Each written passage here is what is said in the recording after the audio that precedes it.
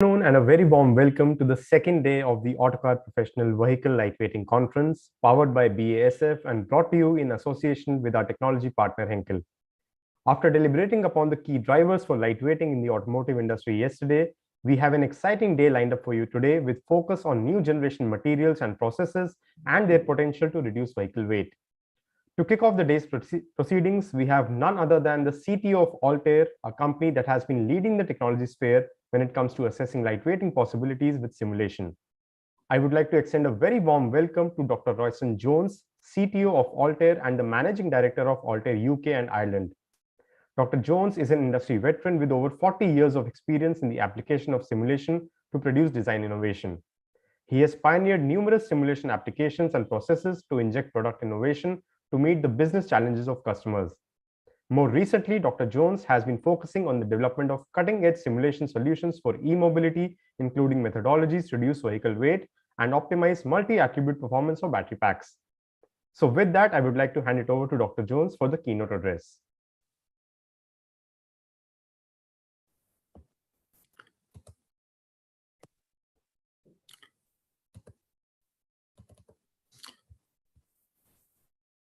Hi, thank you for your kind introduction. So I assume that you can hear me and you can see the slides. Okay.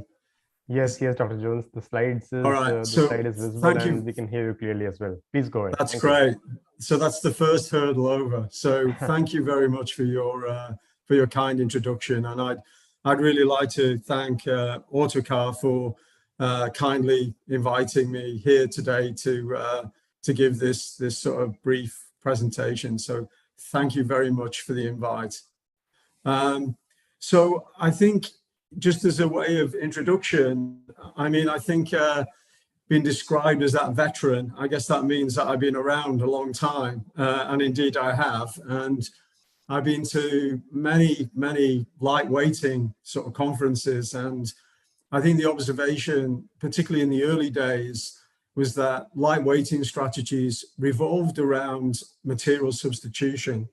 And there's a great focus on using either higher strength steels or more novel type of materials, such as composites, and obviously a massive push to aluminium. So these conferences were a lot dominated by different material types, you know, which we understand is important. Also then changes changes to the architectures, and obviously with the introduction of e-propulsion and battery packs, we've seen lots of changes to architectures, and also looking at mixed materials and how you connect them mixed materials.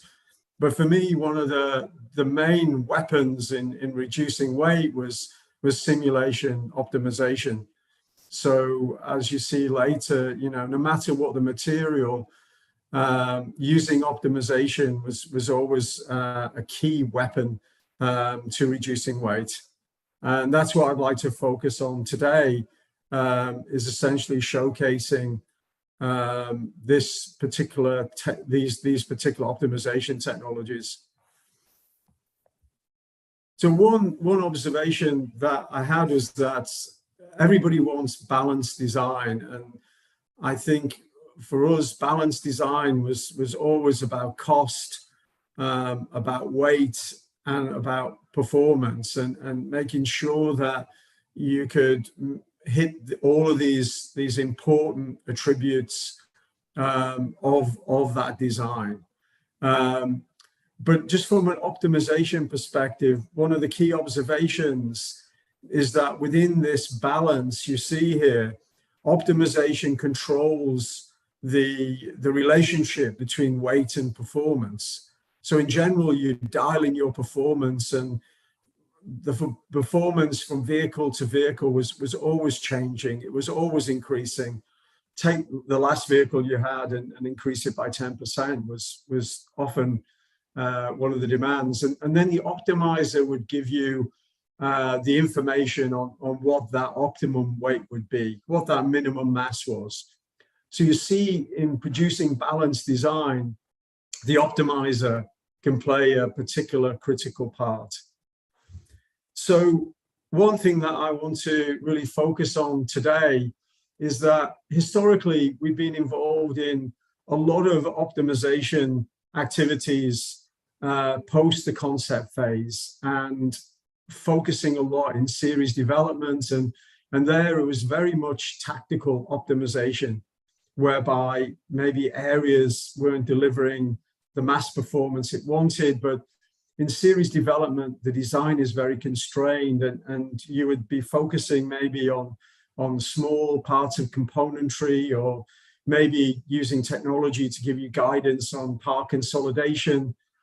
Maybe even towards the end of that process, and when the vehicle was out in the field, then you would get involved in screening studies, so that the next derivative or the next variant you could make a lot lighter, and you would be involved in screening activities. So once again, you could minimize mass. But the area that I want to focus on today is in this area of concept, because I believe increasingly this area of concept is where the vehicle will be matured, and where simulation technology can play a massive role, because it can provide that information, as I said before, between the weight and the performance attributes to really impact that design and produce this minimum mass structure. So at Altair, for nearly over a decade now, we've been working on this, what we call Altair Concept C123. And even here, it's presented as quite a sequential process. So, you know, maybe you could use topology optimization, freeform optimization in this C1 phase to get the underlying architecture correct, and then moving on to this C2 phase where you could look at sizing of sections, sizing of joints.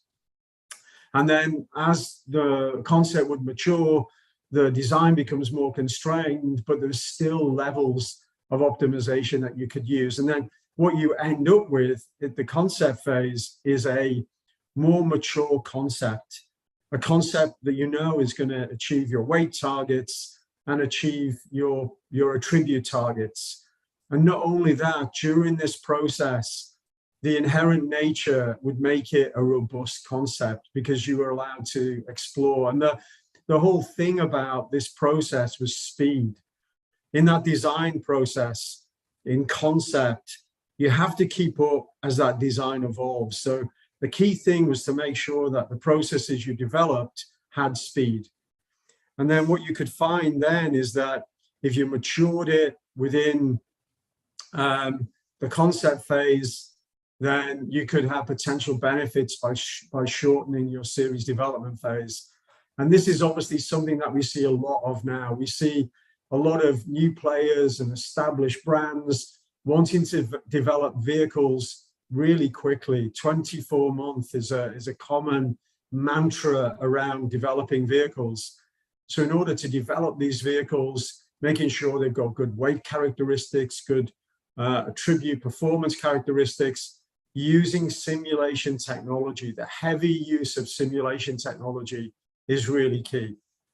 So let me just give you a flavor of this type of process. So I mentioned it briefly about the C1, C2, C3. And once again, it's looking sequential here. It's not, design isn't sequential. Design, as we all know, is very turbulent. So you've got to be able to go up and down the scales of C1, 2, 3. And maybe you're dealing with a large amount of carryover, or you think you're dealing with a large amount of carryover. By the end of the program, the amount of carryover you thought is greatly reduced. But even if it's carryover and you can't use things like the topology optimization, you know, you can still start at maybe a C2 phase or something. So, but in order to make sure, as I mentioned before, you can keep up with this design process, we developed a comprehensive toolbox so that we can automate the development of these lighter models really quickly. So it's a completely optimization driven process. So the whole of this process, we're using various types of optimization. So the backbone of this process, a lot of it is around our optimization solver OptiStru, our crash solver. Once again, now we're doing lots of crash optimization, lots of design exploration for crash, starting to use AI to understand what's happening within the crash spaces so we can select the crash system that we really like. So once again, we're really opening up what simulation potential can do in this concept phase. So we just highlighted here a number of tools, and I'll just go through some of them. So we mentioned the use of topology. Topology has been around for 2 decades. We have automated, industrialized the use of topology a lot within Autocar. We routinely use this to explore with the designer what is the optimum structural layout. So over time, we can apply this technology with a lot of expertise, a lot of experience to support the designer, looking at them optimum load paths. I think one thing that we've done, particularly with the section optimization, is made sure that we can parameterize these complex sections. So we all know that depending on what your structure is, that some of these sections can be extremely complicated. So being able to parameterize and optimize the sections is really important. So we have ways of quickly parameterizing and optimizing real-world sections. They then go into our joints. We have a methodology for joints depending on where you are with our joint development. You can either use very crude idealizations for joints just to allow joint ranking, or you can use fully idealized real-world joints, which once again we can basically optimize in conjunction with our section. So what we're promoting here all the time is system-level optimization. We all know that if you optimize something on a system level, that's where we'll get the most benefits. And a lot of the tributes that we're talking about, like MVH, are obviously system level. So for us, optimizing, being able to optimize with these C2 light models, which are a mixture of beam and shells, but clever beams that can capture the section real-world geometry, is really important. And then tracking the mass, making sure that as throughout the design, either we want to compare it to either previous derivatives, or as we are evolving the design, understanding where the mass is either increasing or decreasing, we're using these, what we call mass cubes. And they basically are monitoring what level of mass we have in certain areas, and then we can do mass cube differences to tell us where we're actually accumulating the mass so we can attack it. So these are all really innovation tools. I mean, obviously, with the advent of the e-propulsion, a real common objective is making sure that you can integrate the battery pack efficiently from a mass and performance perspective into the body in white. So here you see on your right where you see this lattice, this green lattice structure. This is something which we call the exoskeleton. And once again, it's almost like, even though it's further down in the process, C2, it's almost giving us that free-form optimization, telling us where we can put low paths. So once again, there's an integrated tool set that can help us rapidly generate these type of models, these type of optimization setups. Because as I mentioned before, in this phase of concept, everything is about speed. We're looking constantly at various optimization technologies. I mentioned before that we can optimize for crash. We can do full MDO type of optimizations, more towards the C3 end. But we have very light MDO loops where we can do very rapid MDO type of operations. So both the MDH engineer and the crash engineer can understand where we are in relation to mass and their particular performance attributes. So once again, the MDO tool that we've developed, Altair MDO Director, is also a backbone of this process. So I think in general, this process has been 10 years in the making, and I think there's a lot of software, a lot of expertise around this sort of process. Yeah, I think then when we get into the detail, it's not as detailed still as some of the more highly refined series development models, but it's definitely now more shell-like. And then when it becomes more shell-like, then it becomes more difficult to optimize. But at this stage, you've already done a significant amount of optimization. So you're looking at optimization refinements. What you want to avoid, and what traditionally OEMs, various car companies, they just go too detailed too quickly. And then once you've done that, you're really shackled with these heavy models that you can't optimize. And as I said, this whole process is just all about optimization and understanding that attribute performance balance. This is a really quick example of EVA 2. I mean, we've done over the last 5 years, we've done loads and loads of concept designs for new players in the US, throughout Asia, in Europe, also established players. This is a very old example. I think it's over 6-7 years old. This was one of Daimler's first electric platforms called EVA 2.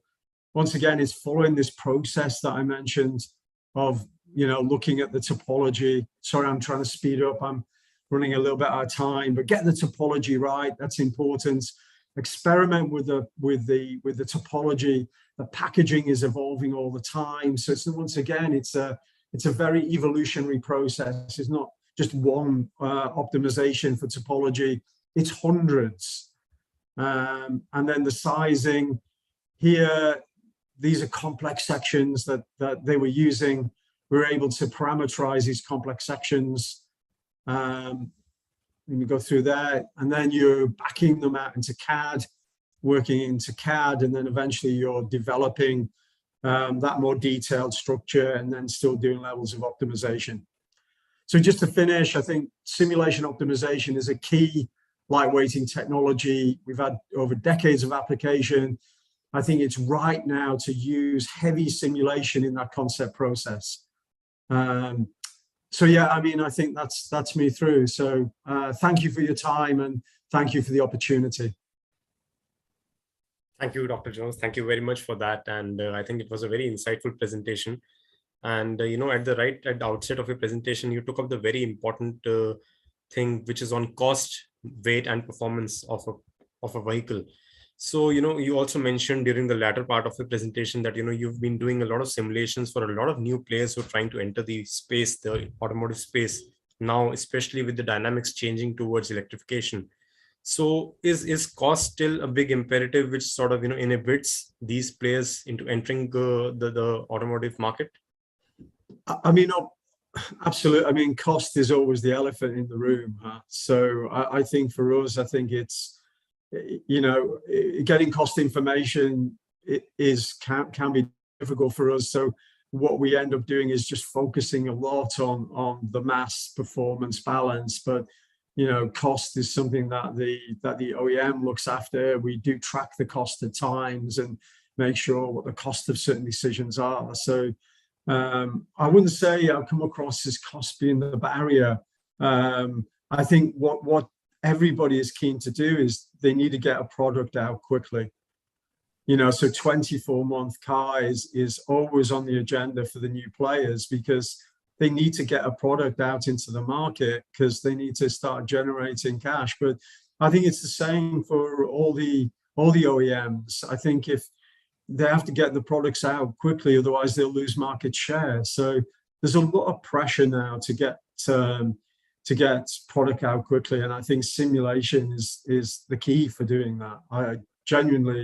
I've always thought that, but certainly over the last 5 years, that has focused it even more sharply. Right. And in terms of alternate materials, Dr. Jones, so what examples can you cite some of these materials, that the industry is right now switching towards? We've seen the transition coming from steel, conventional steel, to aluminum now. What do we expect to be coming in future? Yeah, I mean, I think a lot of our work has been with sort of premium brands, and obviously aluminium then just sort of dominates. But I think as well, for more higher volume, I think, looking at that type of material is becoming more sort of common. The premium brands often flirt with sort of composites as well, but then there's challenges that we see, and that they see in connections. So your connection strategy becomes more sort of complex. But the OEMs are very skilled in doing this sort of stuff. They've been doing it a long time. We do see the rise of additive, and I think at some point I feel that additive will start to make a play. Maybe initially for short runs, but we'll see more of additive, and obviously castings, hollow castings, and you saw Tesla with their massive castings, and we see that the drive to have thinner wall castings, and hence the battle between thin wall castings and sort of additive at times. So it's very fluid, and some materials come and then some materials come back again. It's fluid. Right. And in fact, just yesterday, Dr. Jones, we had a representation from Stratasys, which is into additive. And there itself, we talked about, how generative design and additive manufacturing is sort of now picking up when you talk about futuristic products in the automotive industry. Absolutely. I mean, I think you see that type of additive technology is so complementary to technologies like topology. There's so much synergy between additive and topology.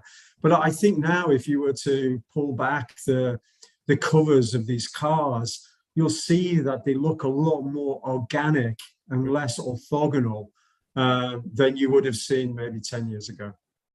Right. And also in terms of the processes, so when OEMs are transitioning towards these neo materials, so what alterations do they need to make at the process level to ensure that these materials are sort of, easily manufactured at the assembly line? I think my expertise obviously is on the design side. So, the design side is fairly agnostic to what their materials would be. So, if we were looking at composites, I could show you an equivalent composite design path. It's difficult for me to talk about the manufacturing. It's not really my area, unfortunately. I understand. But still, Dr. Jones, there would be some concurrent engineering between design and manufacturing to ensure Absolutely. That's a really great point. No matter what we always do, and that's the journey that Optimisation always goes on, is that ultimately it has to be made. You cannot optimize something at the end of a process and then somebody turns around and says, sorry, you can't make it. It's such a defeat if that happens. So understanding what that downstream manufacturing process is and building in all of them constraints is really key. So that's a great point. So we need to bring all of them manufacturing constraints upstream so that when we say we've optimized it for that manufacturing process. Correct. Dr. Jones, I'll switch to taking some questions from the audience, and I'll begin with the first question from Mr. Pranesh. In case of a lightweight design, wouldn't the vehicle roll more in case of a rollover situation compared to a heavy vehicle? I think now and again people feel that optimization in some way is producing a more unsafe structure. It's not about that.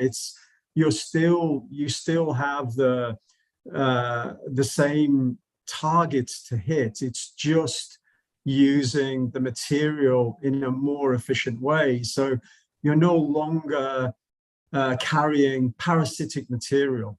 So it's not leading to any compromise in that safety.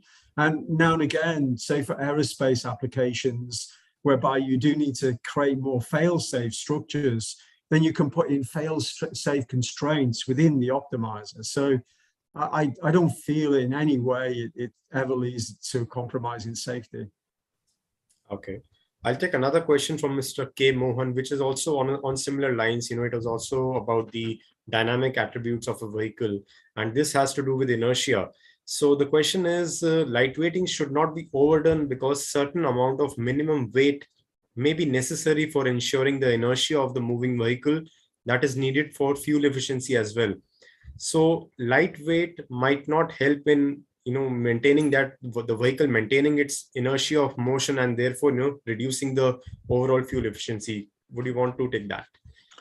Yeah, once again, I've never come across it. I mean, I think most body and white managers that I've come across would actually kill to save grams. And particularly now when you're looking at the battery pack, which is so heavy, more than ever, the challenge is to save grams. So they will kill to save any mass that they can possibly get their hands on. Right. So I don't come across it. And once again, you look at the MVH vehicle characteristics or the ride handling characteristics, they're all built into these targets. So, once again, it's the optimizer still trying to achieve them performance attributes that it always has done. So yeah, I don't see that. Okay. And you touched upon battery vehicles, Dr. Jones. So I want to press you on that a bit more. So, in case of an EV, the battery is a fixed element, and the weight is not changing much, even though when it is depleting from maybe 100% SOC to coming down to a 20% or even lower. But in case of a conventional fuel operated vehicle, there is the change in the mass in the fuel tank itself, which sort of affects the performance attributes of the vehicle as and when the fuel gets depleted. So in terms of simulation, how are we analyzing this particular difference in an EV compared to conventional cars? Yeah, once again, I mean, I think the real focus of the EV is around the battery pack, is around how it's being packaged. And I think that the real innovators will be around that innovative packaging. So having a tool like I described here is really important for that packaging innovation. And you're right. Now and again, the battery module is a supplied component, but that supplied component still needs to be packaged as efficiently as it possibly can. So the challenge and the innovation for me is about how creatively you can package that sort of structure. Right. I'll take the next question from Mr. Ghanshyam, and it is on materials and their possible application of carbon and Kevlar fiber in the bumpers of a vehicle. Is it possible to use these materials in the bumpers? Yeah, I think particularly Kevlar. I mean, I think Kevlar has got really good dynamic crash properties. So, in general, composites are brittle materials. And the way that they actually absorb the energy is via basically in a composite crush tube. So it'll basically destroy a part of that tube, and then it will hit the next front to develop. So the way that it absorbs energy, composites, is essentially not through the material, it's through the geometric properties of how you design these tubes, because inherently it is a brittle material, and you don't want a brittle material for crash. Right. So the way it absorbs the energy is in a different way. So you have to design it differently. Right. And obviously composite crushing tubes is a great way, because it just keeps on reestablishing that front, but right. Essentially the tube is destroyed through that process. Right. One last question, Dr. Jones. Is it possible to use carbon fiber at the lower end of the vehicle pyramid, and in terms of the cost? So carbon fiber still is sort of an expensive material. So do we see the possibility of it being cost effective for low-end vehicles? I think, once again, that's slightly out of my sort of comfort zone. All I can say is that I only see the composite materials being introduced for the more premium vehicles. maybe they're quite an expensive composite as well, and maybe there are sort of lower composite solutions that would fit that mix. So I'm afraid I'll have to defer that one. Sorry. That's okay, Dr. Jones. And it was really wonderful talking to you and going through your insightful presentation.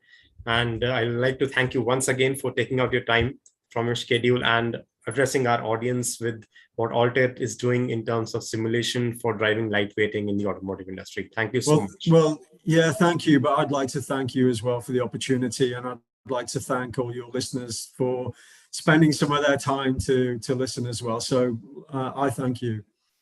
Pleasure. Thank you so much, Dr. Thank Jones. you. Thanks a lot. Yeah. Thank you. Thank you. Bye-bye. And with that, we move to the next session, which is the panel discussion of the day. And I would like to invite our guest for the panel.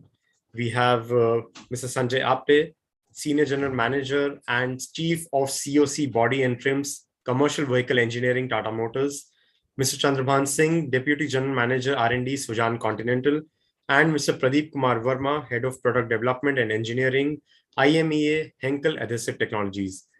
Gentlemen, thank you so much for taking out the time and for joining us.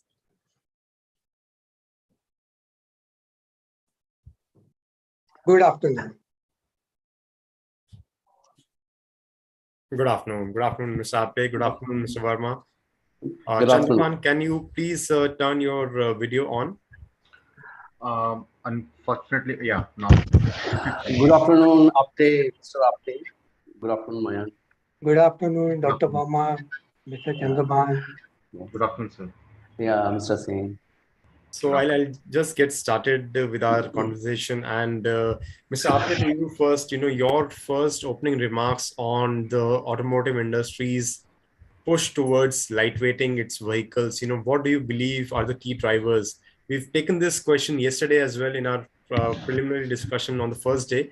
But since it's one of the starting points, I would like to again address this question and get your thoughts as well. What are the key drivers that you believe are driving this need? Yeah. So good afternoon all. As you all know that the emission norms and sustainability is becoming extremely important in development of any vehicle. And therefore, lightweighting is becoming extremely important, and it is becoming a sort of lead driver in attaining the right emission norms as well as the achieving the sustainability. This automaker is also looking for the better lightweighting for improving the fuel economy, improving the range in case of electric vehicles, and therefore this is also one of the key driver in for the lightweighting. The third aspect is the cost. The commodity costs are going up day by day, and it is extremely important to take cost out of the extra cost out of the product, and therefore product should be made viable, and therefore the lightweighting is again a key driver for improving on the cost front. And last but not the least, the total cost of ownership is nowadays becoming extremely important, particularly from the commercial vehicle point of view. And therefore, to ensure that we offer the right total cost of ownership to the customer or to the user, we need to have the right balance of cost and the weight. And therefore, it is becoming extremely important. Right. I'll take that to Mr. Verma. Mr. Verma, your thoughts on the same. What do you believe is driving the need for lightweighting right now in the industry? So, lightweighting as the fuel efficiency per se, I think always was focus area for automotive. But the cost of getting weight reduction, somehow that how many dollars they are able to spend for 1 kg of lightweight. That way, I see still business case is not coming out very clearly from the OEM sides. If we discuss or talk about in India or in IMEA, compared to say General Motors or some VW, they have some ballpark understanding how many euro they are ready, 3 euro, 2 euro, based on that. So I will say from the need perspective, this is nothing new. Business case is now not developing for them to go for alternate material. I'm from Henkel, so I can talk about lightweight products or something which can replace or issue or those kind of things. High strength steel or down glazing have been evolving again from the perspective of lightweight plus what alternatives are available. But something really changed drastically, designed differently, have not been very much options so far because along with lightweight, crafts and norms are also increasing. So that way making a balance is becoming a challenge. Technology-wise, I will say the market is open, things are available, but still people are waiting for the right business case to use low density material, alternate material. Earlier we heard of composite. It has been, this nothing new. We are not hearing since past 50 years when compounding developed. I think in 1950 was the first when the composite business case is not coming. And then like those kind of things which can be integrated into the process. I think the very interesting topic in earlier discussion was there. You can design anything, but whether you can produce it. Composite is suffering from both the perspective, cost and process. So I'm saying that from the technology wise, I don't think big challenge is available. Even OEMs are aware of all the alternate, either engineering plastic, alternate material, adhesive, insert, different process of say casting. So now electrical vehicle has put it's a bit of say more alarming situation, making a balance. Okay, the cost will increase. There is the regulations, demand, everyone has to go. So now with till highly efficient batteries will come, those different development, how much I can really secure the energy within mileage. So that's why now everyone has start counting. Though the difference is very big. If we go for 500 kg of battery cells or 800 or whatever 300. So they are looking for all aspects. So target wise, everything is there. People are really going for each grams of weight saving. But I will say turnaround or something out of the box or which will be disruptive technology. I think something has to come, and this is the phase that will come. Costings, we have seen alternate material, just it's a matter of business. We will come to that. We'll come to that, Mr. Verma. We'll be talking in depth on materials today. Chandrapan, I'll come to you. So, like Mr. Verma mentioned and like Mr. Apte also mentioned, so are you also seeing your OEM customers sort of wanting from you more and more alternative materials? Is that what the need from the customers driving their need for lightweighting is what compelling you to also come up with alternative solutions? Absolutely, man. See, this is what I was about to say, that we are being driven by OEMs. So there has been a trend which we have seen in the last couple of years. Everybody is reducing the weight. The main reason what is being what we know is the fuel efficiency. What we talk about. So everybody wants good mileage from the vehicle. So. And one of the key parameters to improve the mileage to reduce the weight so that the power from the engine can be more utilized in driving it and getting better mileage. So as OEMs are driving us for better, means lighter products, we are also evolving our technology in order to make, because our subcomponents, when they combine together, and we are reducing the weight, the overall weight of the car will get reduced. So we are also doing some innovations along with the certain suppliers, which are material suppliers, which we talk about it later in this seminar. And then this is how we are driving our technology from the conventional one to a more innovative one now, which is more lighter and of course not compromising the strength at all. Right. Absolutely. I mean, strength and stiffness, when you replace a conventional material with an alternative solution, that has to be the key parameter. It has to, those attributes have to be there when you're talking about replacing these, materials. No compromise on that. Yes, absolutely. Mr. Apte, so, I will come back to you again and, get your perspective about, these different, would you want to also talk us about, not just materials, what are the other levers which, the industry is exploring right now to reduce the overall weight in a vehicle, and also is right sizing one of the key parameters or one of the key focus areas that OEMs are looking at right now? Absolutely. I think the The discussion when it comes to lightweighting, the more the discussion comes on the use of material. But I think there is much more than using a material. For any vehicle development program, okay, we need to identify the purpose of the vehicle. For what purpose the vehicle is being designed, and therefore we need to understand every bit of that vehicle development, every bit of that purpose of that vehicle, and therefore we can tailor the duty cycle around that, and we should design the vehicle only to meet those duty cycles. Optimization, as Dr. Jones has seen, that whenever we are designing the vehicle, we need to absolutely optimize the design. Every section, every joint, we need to calculate the efficiency of that joint, what that joint is supposed to do, whether that joint is delivering or not delivering. And therefore, this optimization, design optimization, plays a very important role in developing the designs and leading to the lightweighting. The third important point is what platform you are using. Are we, choosing the right platform? Is the platform is going to lead to a lightweight vehicle, or the platform is going to lead to a heavyweight vehicle?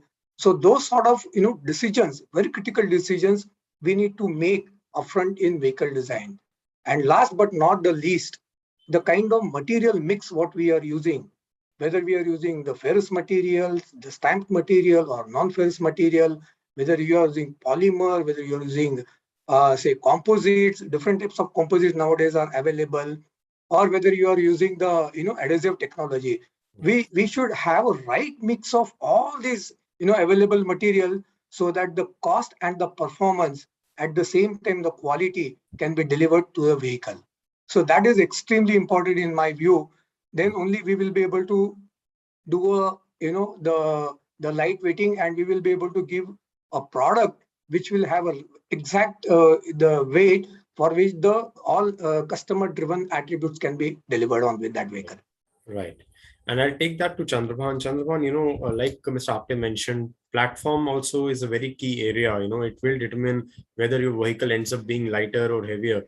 So right now, with the shift towards electric vehicles, what sort of innovation are you seeing when it comes to the materials for platforms? What is the new demand from OEMs?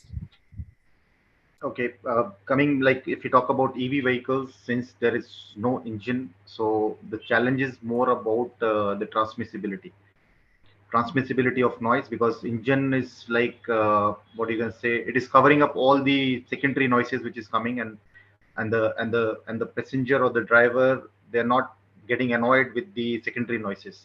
So more and more challenges, because there are two challenges what we as a suppliers of the automotive field is. One, we are talking about lightweighting, means we are reducing the very common thing is reduce the sheet thickness of the body, and second thing is the noise. So both challenges are there for us, because the moment EVs are coming, the transmissibility is like, it's not more, it is there, but since the engine is not there, it is more visible. It's more like audible to the ear. So what technology we are talking about is in improving our systems. Like we cannot go with the, like we are discussing with OEMs also, but what we are doing is we are talking about using material which is high damping materials. So they damp out the vibration. And then there is sort of other innovations which is still in innovation phase. We are talking about reinforcement materials. So these are not continuous material. They have got certain reinforcement, like one layer of composite, then there is a isolation layer, and then other composite and isolation layer. So this is also under development phase with our company. This is a very initial phase of the development. So yes, with EVs coming into picture, there are challenges, and we are working on innovations to cover up those challenges as much as we can. Right. Mr. But Verma, OEMs are equally, I would rather say OEMs are equally supportive in that fact, because they understand the challenges. Right. But there's no options left. Right. It's a learning curve for everyone, because EV is a new Yes. domain, and it's also new for OEMs as it is for the suppliers. So I think it's going to be a combined or a collective learning curve for everyone together. Absolutely. I would say EVs is about to evolve. It's not even like we have not evolved 10% of what the EV is going to be in the next couple of years, I would Right. say. Right. Mr. Verma, so I'll take the same thing to you. We're talking about platforms here, and with respect to electric vehicles, I know you've touched upon this in your opening remarks, but what more are we doing in terms of, when it comes to alternative materials, when it comes to the electric vehicle architecture? Yeah, so two way to look that from say from our side, we have seen with EVs what really is going to change. So I'm not talking about battery pack as such. That's a different IC domain, but interesting. So their structural means crash behavior, ride and handling behavior is going to change because the engine which was in front was a different, I will say, center of gravity when the crash happened. And now the battery is there. I said the highly sensitive material for crash, so protection. So battery need to be protected now differently because center of gravity has changed and very important element has come. Battery which was still area, that area we are looking in a different way. OEMs are looking for a lot of aluminum, those designs we are looking from our epoxy, structurals and those designs. So structural behavior, pillar and roof. Whole the way vehicle behavior will change during crash, ride and paddling. So we are looking that perspective, how to reinforce, isolate, or protect.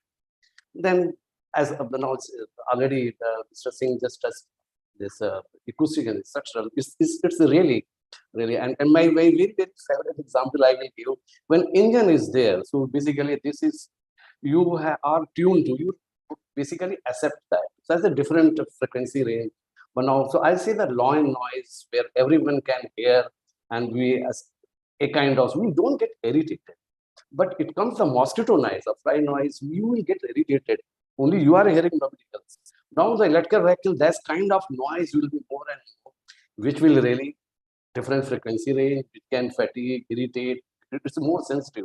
You can really detect now noise much more or get irritated much earlier. So different treatment is required. So we are looking for, say, the same product from the innovation perspective, because vehicle architecture will not change. Flange will be there, pillar will be there, floor will be there. So what you need, already materials are there, damping sheets are there, acoustic materials are there. So what now we are innovation we are bringing, we have bonding material which will bond and damp also.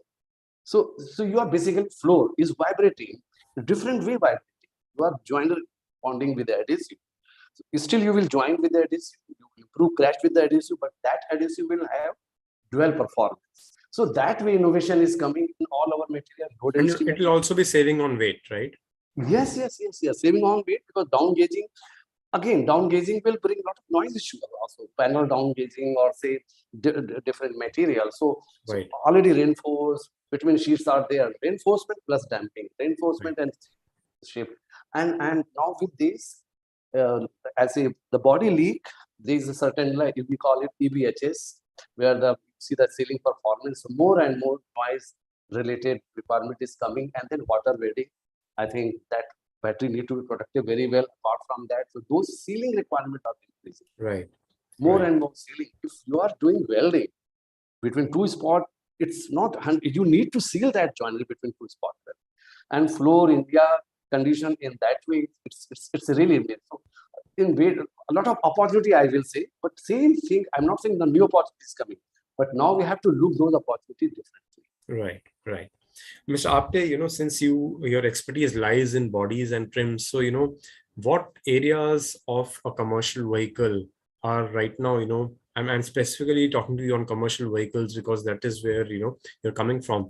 What areas of a commercial vehicle are being considered or are being zeroed upon by OEMs to reduce the overall vehicle weight? Like in our keynote address yesterday from the MD of Renault India, we got this example that they have sort of reduced the weight in the side body panels in the roof of their vehicles, which are passenger cars. Are we using similar analogies in the commercial vehicle segment as well? Absolutely. So if you look at the overall vehicle Pareto, what you will find that most of the weight is sitting in body and the chassis aggregates of the vehicle, whether it is a commercial vehicle or whether it is a passenger car. So therefore, that becomes the major area of focus where you need to carry out the lightweighting. And when we say that lightweighting is not in the absolute terms, we need to look at all the structural parameters, all the performance parameters of the vehicle. Maybe it is a crash, maybe it is a durability, reliability, life of the vehicle, where is the noise character. And as Dr. Verma is saying, that this EV vehicles are evolving. The noise character of this vehicle is completely different than the noise character of an ICE vehicle. So therefore, the kind of treatment what we need to give on the ICE, based vehicles vis-a-vis the EV based vehicles. So therefore, this characterization is extremely important. So we need to look at all the critical performances, and for that, the lightweighting in body area and in chassis is extremely important. This does not mean that whenever there is a trim element into the vehicle, there are also a lot of technologies which are coming around for lightweighting.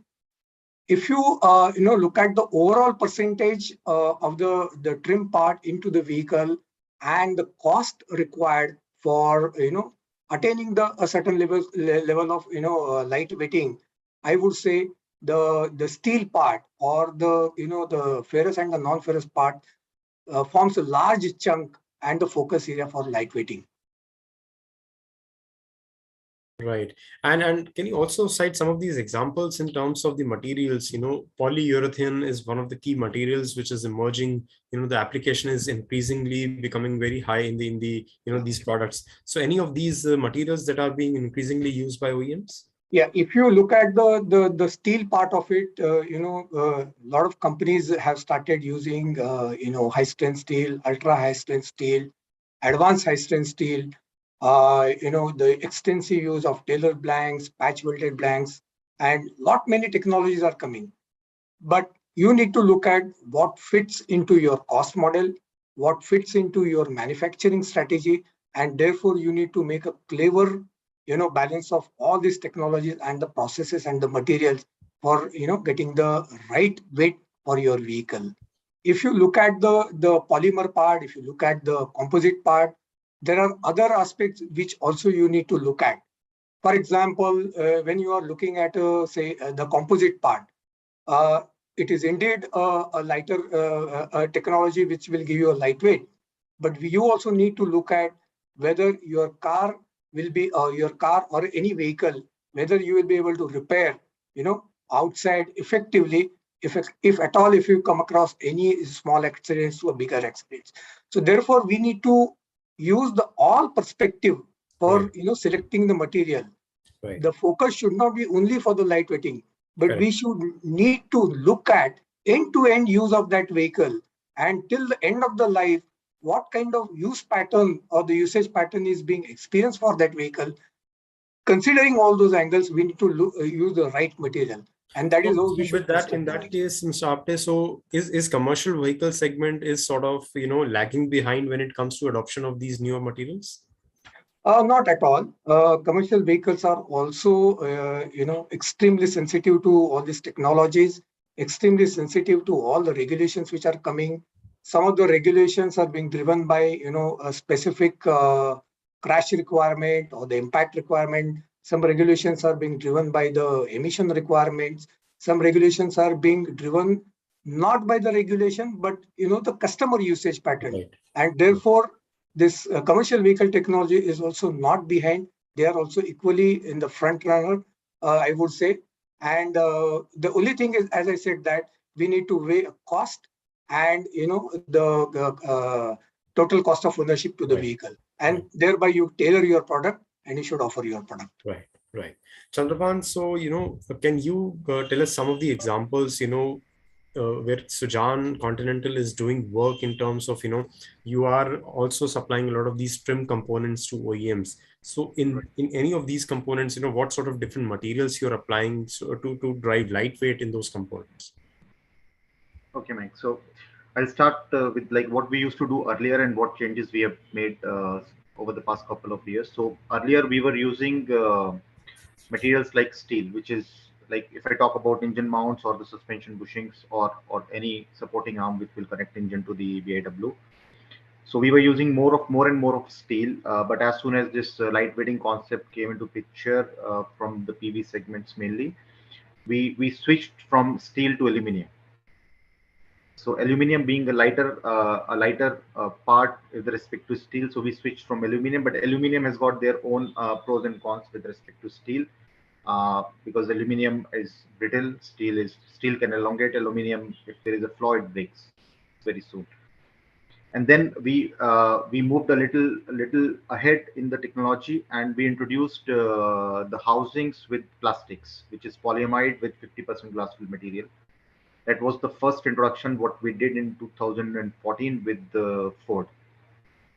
So actually we went to other OEMs as well. We went to TML, we went to Maruti, TML PV, we went to Maruti Mahindra, but none of them was ready to introduce this plastic technology because it was new in 2014 and nobody. So we drove this from Ford Europe, and we introduced this in India. So we were the first one to introduce this plastic technology, and we were successful till the time we are supplying in spares now. But we have introduced the first housing, and the weight, I would say, the shape was a little complex. It is not very as compared to steel. It is a little complex, but we were able to make a housing which supports the engine weight and everything in plastics. So that was the first material grade which we are using, and there are other technologies which we are. And then second, what we have done is this was done in France. We reduced there's a spring pad in the suspension system. We use normally the spring pad, and then there's a bearing, and there is a complete plastic support, not the sheet metal support where the whole coil springs will rest. We changed that to from plastic and sheet metal. We changed it to TPTP, which is again thermoplastic. So it has got plastic with some rubber. So that has reduced the weight, I would say, by 50%.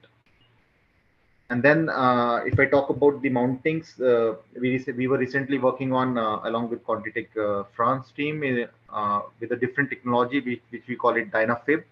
Dynamic fiber. It is a composite reinforced with certain kind of tapes. We call them UD tapes. So that technology that was very innovative, and we were not expecting that outcome. So it is as good as steel / aluminum, Right. and the weight is around 55 to 60% less than aluminum or steel. Right. But that is not introduced in the market yet. That is still in the trial phase. So we evolved from sheet metal to aluminum castings to polyamide, then TPTP, which is polyamide plus rubber, and then we switched to this new technology which is called Dynafib, dynamic fibers. Right. So this is how over a period of time we have evolved we are evolving along with the customers. Correct. And I'll take that to Mr. Verma. Mr. Verma, like Chandrapan just gave a few examples about replacing maybe steel with the aluminum in the suspension parts. With suppliers always on this thing, you have very strict cost targets from OEMs. So how do you ensure that, after replacing a material, steel with aluminum, how are you ensuring that the cost is met and you're able to offer a part to an OEM with the same level of profitability at your end? Yeah, so we probably look the total value which our solution can really provide. So how we can simplify their processes.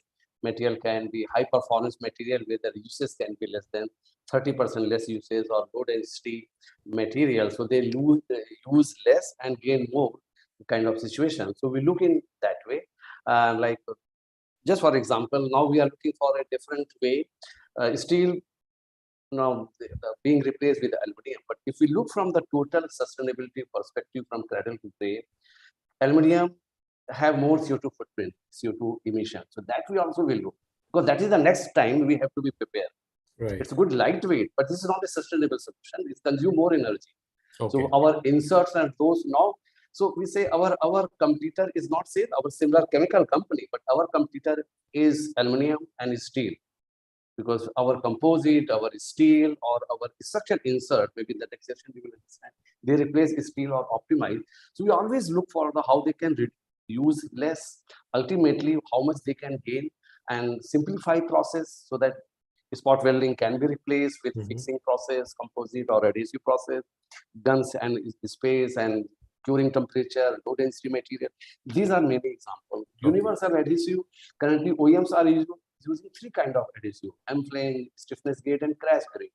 So universal adhesive, just one adhesive across they can use. They can say one pump applicator, those same robot can be. So we are looking from the total solution provider, so that they look from the component and vehicle perspective how much really they are saving. Right. Fixtures, tooling, a lot of things we are looking in that. Right. Right. Chandravan, you want to add anything to that?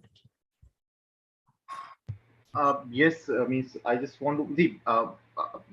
I don't want to add. Just I have a request to Mr. Verma that of course, like when we are evolving, like when we are doing some innovations, we definitely need support from people like Mr. Verma from Henkel or other channel partners, because we are very limited. We have limited information on polymers. Huh? We are not into polymer technology. So we would be needing this support in devising or in developing the polymers, which can be a useful application for our product. Because once we have the solution, means a solution which can be a good application for us, then we can think of using that polymer into our application and can make a good product for Optimisation. This is how the chain flows. Sure. And we can my question was from the cost point of view, Chandravan. So you've replaced steel with aluminum. So how have you still maintained the cost so that the OEM still gives? I mean, the RFQ is still approved, and you get the business from the OEM. So in terms of cost, what I would say when it comes to aluminum, when we were using steel, there were a lot of interfaces where we used to have welding. So steel as such is cheap, but when we have added application like welding and all, the overall part becomes costlier. Okay. In aluminum, you can just inject and the part is ready. Okay. So no secondary application. So you've cut down on the process cost. Exactly. So process costs are less. You can make a more complex shape, what we were not able to make in steel. Okay. So that is how the advantage comes. Apart from the raw material cost, overall we are getting the advantage switching over from steel to aluminum. Right.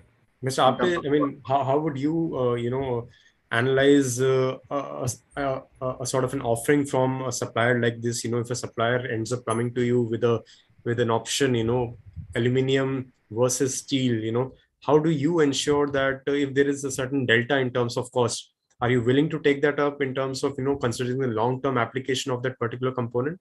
What is your thought while analyzing such a cost structure? I would say there is no direct answer, yes or no. It depends on what kind of application that particular subsystem or system is supposed to be designed for, what kind of functionality it is offering, and whether it fits into a cost structure or not. It all depends on that. So it's as I said earlier also, that there is a right balance of cost, performance, and quality. So if all these parameters, what stands out, that will be the winner in terms of choosing the material, whether it is a aluminum, whether it's a casting, or whether it's a steel, or whether it's the polymer based material. Right. But the winner will be the right balance of this cost, quality, and performance. Right. But also from a long-term approach, Mr. Appe, like Mr. Verma just mentioned, aluminum is not the most sustainable material out there. So are you also considering from a long-term approach that eventually you will have to shift to greener materials? Definitely, the greener material would be the choice for the future. However, there is innovation is still happening. There is a lot of manufacturing constraints are need to be overcome. So therefore, unless and until we have the right ecosystem in place, I don't think there would be a direct choice one can make to go for this kind of technology. Okay. Mr. Verma, I'll take that question to you. And that was a very pertinent point you raised, sustainability of these materials. So if you can, elaborate a bit upon this, how important it is going forward. And like Mr. Apte mentioned, you need to have an entire ecosystem to be able to produce and supply these kind of sustainable materials. So where is India in terms of when you talk about the overall ecosystem for these sustainable materials?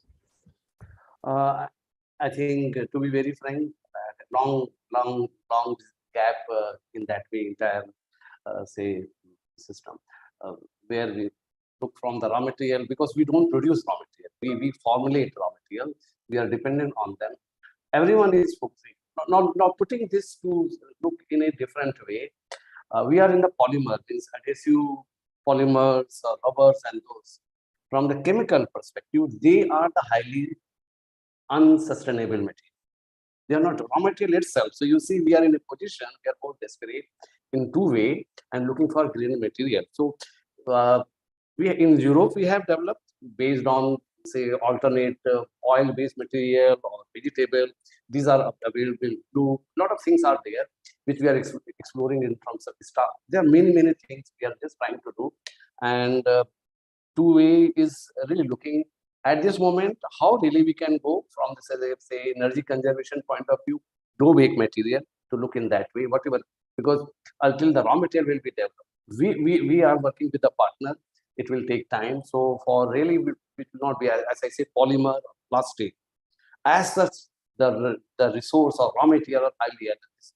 What we want to protect, preserve, these polymers raw materials are consuming. So we are in that very, very, I would say, big challenge, but we see big opportunity because that is going to stay. That's why we are looking for all the products, highly efficient products, and all those things. In one way to look, but OEMs also really from the recycling perspective, because what can be done, it's not just always we have to do. So the two aspects in order of priority, how we can use more and more recycled material, more and more, so that we don't produce less, at least reduce, because whatever we have consumed, a lot of things are available as a waste. That is the focus number one, I will say, in that way, because then at least we will contribute in one way. And second, how to really reuse after, means debond, repair. I think one question is also there. That's also focus, because like when at the end of the vehicle, how this whole system will be contributing from the recyclability, that will really contribute, because everything ecosystem doesn't mean that only I have to look for the alternate, reduce, and whatever being generated, that will also create a lot of disbalance in the system. How to consume landfill is not, burning is not the answer. More and more PVC burning, more and more hydrochloric acid in the atmosphere, acid rain, a lot of things are there, and we clearly see this kind of irritation is coming. So that way is the focus. Recyclability is a big focus, let me say, because the development of something, polymer alternate on greener raw material, we have a partner, we are working, we have certain things, but it will take time from the validation, because this is the life of the vehicle will be, it will not be all of a sudden, it will take some time, because then simulation will not help, only physical data will help for this kind of material, which will degrade, bio or whatever. So our focus is basically on these two, recyclability and the repair and debond on demand. Right. So that really we can dispose on that. Right. Chandrapan, so like Mr. Verma just mentioned, recyclability. So that also becoming one of the key factors, one of the key drivers for you when you are innovating in your components. So are you also considering recyclability of the raw material or the chemicals itself? And also I want to understand from you how easy or tough it is right now for companies like you to source some of these sustainable materials locally in India. As far as recyclability is concerned, normally while choosing the product, we check with people like Mr. Verma that normally we give our requirements to them. And recyclability is not something which we are primarily focused on in our components. What we focus on is the ELV, end of life, or there is an IMDA submission where we declare the material components. Recyclability is not the primary of focus, to be very honest. For our component, what is more important is the strength, lightweight, strength, and meeting all the NVH targets what we are getting from the customers. Right. But honestly, the statement from Mr. Verma is now really an eye opener for me. Like, we also need to think about the ecosystem, because all these components, products what we are making will finally go and get dumped into the earth. So Absolutely. definitely we should be focusing on and moving forward. Means we'll think about it. As of now, the focus is not there on recyclability. But is another challenge to these alternative materials, Chandrapan, is also manufacturability. Do you take that into consideration when you are looking at replacing materials from one metal to another, from one material to another? Absolutely. my experience is as we move from as we are moving towards lightweighting, the complexity of manufacturing increases. So if the more lighter material you want to make, the more complex it becomes to manufacture. So while we design our product, we design to manufacture. Mr. Jones has also said, if you design something which you cannot manufacture, it's a real waste. It's a waste of time, effort, resources, everything. So in certain cases, what will happen? I'll give you an example. I'll not quote the name of the company, but we use polyamide from a certain company, and since we were not having the material properties to evaluate in this FEO CAE, we get support from that material company. Like they were the one who has developed the polymer. So we use their material property, we incorporated that material property with our product, and then we did the simulation to evaluate the load conditions received from our OEMs. So in some cases, we are really dependent on suppliers, the raw material suppliers, which we use to make our product in this lightweighting technology. But complexity is there. I'm not saying that it is very simple just to change the material, it becomes lightweight. No. Right. Complexity is there, challenges are there, but with I think with joint efforts from our design technology and the manufacturing, normally the process technology we get from the raw material suppliers. So with the collaboration of both our design, their manufacturability, process know-how, technology know-how, we are able to, we do not face a bigger challenge that we will not come out of a product which is not feasible to manufacture. Right. In cases, normally what happens, we design our product and we normally do a joint review because polymer development team, like the suppliers, they also have their experts. So they can give us certain ideas where they know or they have experienced that this design is not going to work. So honestly speaking, since we are not polymer experts, we are experts into AVS components or designing of components. We rely upon the expertise of the polymer suppliers to help us in giving us solutions which will help us in optimizing the design to manufacture. Right. That's fair enough, Chandravan. So I'll take that to Mr. Apte. Mr. Apte, you being an OEM, so in such a scenario, when we are seeing a dramatic shift in terms of the overall, not just the materials, but also the processes, like we've just, heard from Chandravan and Mr. Apte. So as an OEM, is it also becoming one of your key responsibilities to handhold your suppliers, in terms of the know-how and the knowledge that you may have and the others might not? Absolutely. I mean, it is extremely important that whenever we are using a new material, although it is a proven material, but what we need to look at, what is the cost of acquisition of technology, whether we are able to get the right tools in place, whether the tools will be maintained, within our country, or whether we need to get it maintained from overseas, suppliers, whether we need to, have all the spares in place, whether it requires, as Dr. Verma said, that what kind of energy is required to produce that part.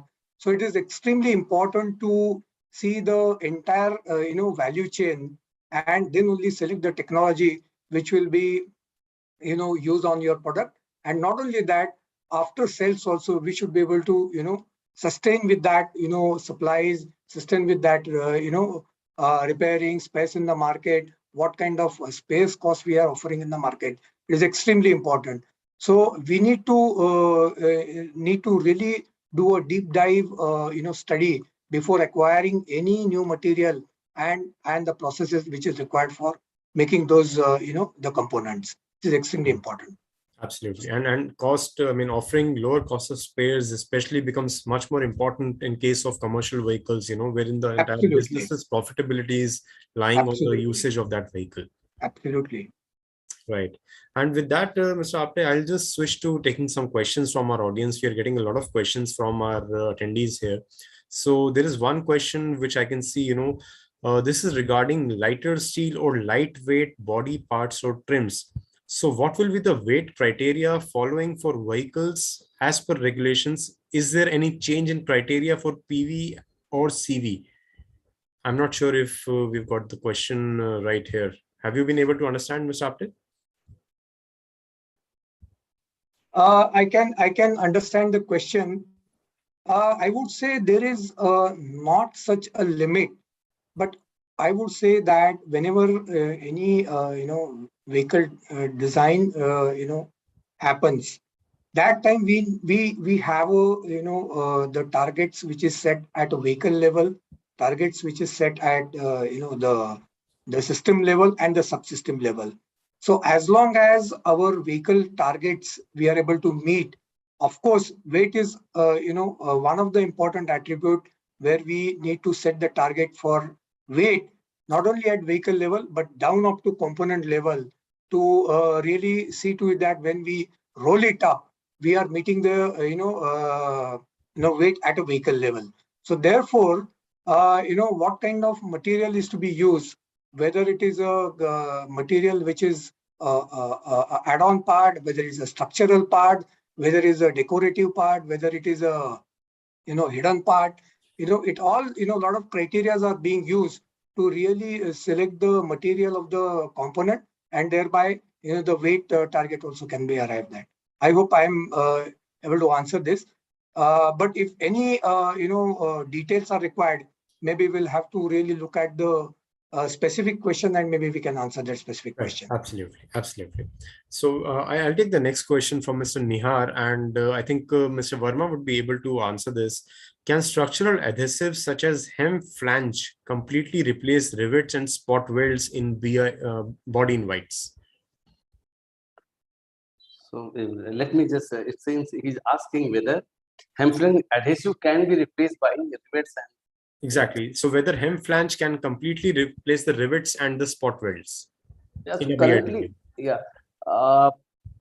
We have, now Mr. Apte is there. We have one time we have made a dream vehicle of Nano, completely adhesive bonded. That time distributed manufacturing was concept. We have worked a lot on that. So yes, this can be, completely. There is no issue from the performance perspective. No performance perspective, but the biggest, I think, challenge when it comes to adhesive versus spot weld or rivet. With rivet, immediately you can hold the part. Adhesive take time. Even if it is a two-component adhesive, so the process cycle you have to allow. Just if I'm suppose V-large bonding I'm doing with the floor, so it's an opposite bonding. So by weight this can fall down. If I'm welding or riveting, immediately holding is there. Adhesive is there. Even two component, 10 minutes you have to keep it hold or put a clamp externally to hold it. From performance side, no, lot of data is there, and even to have a better, just giving an example, adhesive contribute from the performance. If adhesive, weld bonded vehicle is there, if it is crash and joinery flange is opening, there is a negative mark. Even those structure is there with adhesive basically, and that I think Tata, they have the safest vehicle or those things. They have created a lot of things, and I'm proud of that adhesive being used there. Either many Nexon and a lot of examples are there, and so we are part of that. I feel so, and so Tata said adhesive has daily performance wise, no, not at all. But I see the process wise, lot of care and handling. So this has to be different. Now we are looking this. I just want to extend in 3D printed, say part or those things. Adhesive will come. We are looking in that way. The Henkel is developing 3D printable adhesive also, so that when the part is being 3D printed, adhesive is inbuilt, and then we'll see a lot of process changes will there. So we are very consequential of those changes, which are process-driven innovation, I will say, not performance-driven innovation. So that we are there, and this is, I think, to just touch on the plan. This is the process which will be a challenge, not the performance. Yeah, I just would like to add to what Dr. Verma said, that we need to, look at the process, as you rightly said. Whenever you take any body structure, it is made of multiple parts. There are lots of stages through which, every subassembly is taken forward. And therefore, it is extremely important that handling of these subassemblies, handling of these structures, till the entire structure, gets, formed, and then the structure is, sent through multiple, perforation, anti-perforation processes and all. So any adhesive we use definitely requires a curing time, curing temperature, and if that curing time and curing temperature is provided, then probably we will be definitely able to increase the use of adhesives in the vehicles. But then that might also increase the overall takt time of assembling the vehicle, isn't it, Mr. Apte? Definitely. So that is what I said, that we need to look at the process, whether the process is allowing you to replace a rivet or a spot weld or a clinch joint with an adhesive joint. Right. We need to look at the structure, how it is formed, how it is made of different components, and then only we need to apply this adhesive technology. Right. Yeah, so Mayank, maybe I add on this. So what we have done in Henkel, just takt time, as you said, will increase, obviously. So we have come across a hot melt adhesive.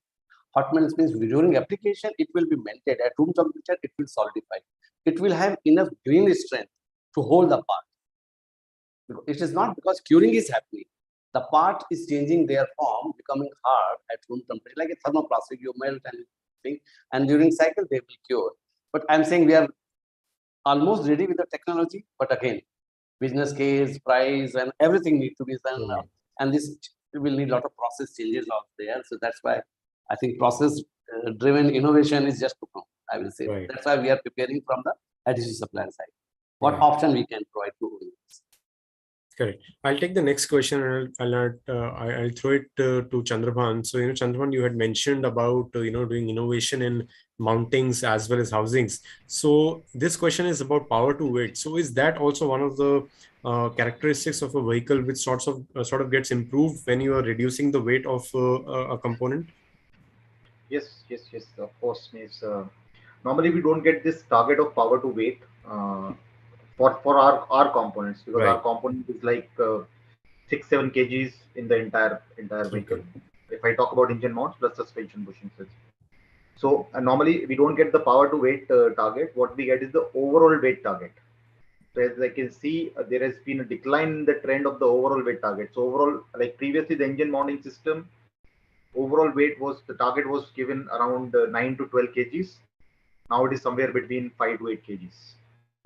So there has been a drift, there has been a decline in the overall weight targets. But definitely these weight, though we are not evolving that, but definitely these weights are coming from the power to weight ratio of the vehicle. Probably the OEMs might have done the analysis and they have devised the target for us as an overall system weight. Okay. Mr. Apte, is power to weight an important parameter in commercial vehicles as well? Definitely, power to weight ratio is extremely important because it decides the dynamic behavior of the vehicle, and therefore every kilogram you save in the subsystem is extremely important in deciding upon the dynamic behavior. It's the ride, it's handling, whether it is the acceleration is extremely important in deciding the dynamic behavior of the vehicle. Sure. I'll take the next question from Mr. Francis Joseph, and he wants to understand what is the scope of honeycomb structure in automobiles.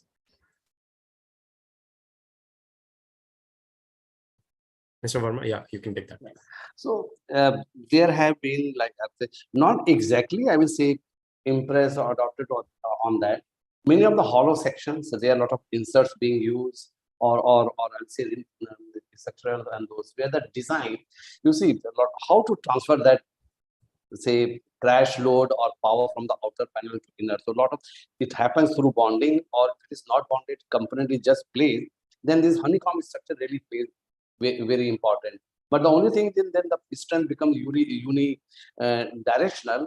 So still not much, I will say, from the application. One or two example with my limited Indian knowledge, I can tell, and bit of it I can see only is 4-star, because producing honeycomb structure is not commercial scale, is a will be big challenge unless until we see something is coming like 3D printing. It's a complex how to produce as mass scale, and then how to fit and design and bond. Unless until these kind of standby structure are bonded, they cannot take the entire load, because otherwise they will be placed. They will not be direct load transfer.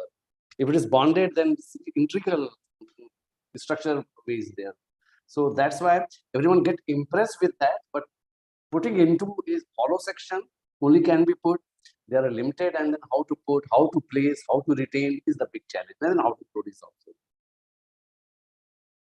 Right. I'll take the next question from Mr. K. Mohan, and I think this also would be directed to you, Mr. Verma. So what is the recyclability of adhesive bonded multi-material structure? At this moment, our biggest challenge I say is that it's only, it goes for burning or incinerations. That's the only thing, along with the component, whatever is available. What really we are looking for, debonding aspect of that. For repair purpose, we have created a procedure how to debond it, but for the complete vehicle and very complex, because flange becomes the most, I will say, unapproachable area. It's not always because it's outer panel inside of a lot of flange. Unapproachable means you really have to take out something, or even the outer panel itself is bonded. How to reach to that area where the flange is there? I'm not adhesive perspective I'm talking about, because other component not, because that's the challenge I'm talking. Rest is okay. You can really joinery those like with a cutter, those kind of those machine like it's steel. You can cut and remove it. Adhesive is a big challenge. So that's why we are looking for a different way to bond, because that will be something OEMs is really looking for. So that component by component, and then really they see recyclability, because everything should not be. That's a long way to go, but at least we have come across the repair, and those we have procedure to debond and use. But big focus, let me say, in that case. Okay. Big focus on it. Right. I'll take the next question from Mr. Arunagiri, and I think I'll give this to you, Mr. Apte. So, he wants to know that with new regulation, crash regulations coming up in India, the Bharat NCAP. So how are OEMs devising that, we have lightweight materials which are also crash worthy, which are also providing crash worthiness to the vehicle. So how are OEMs sort of looking at solving this particular challenge? So to be honest, I come from commercial vehicle side. So as far as the Bharat NCAP is concerned, it is more Passenger vehicles. Evolved or involved process in passenger cars. Right. And a very initiative, initial discussions are happening at commercial vehicle. But so far there is not much, really things have come to surface for discussion. So I will not be able to really comment on what is really happening on the passenger car side. But Mr. Apte, with the kind of innovations that the commercial vehicle industry is doing right now, so in future, if at all such a regulation comes upon the commercial vehicle category as well, do you think the products will be able to meet the regulations at the level that they are today?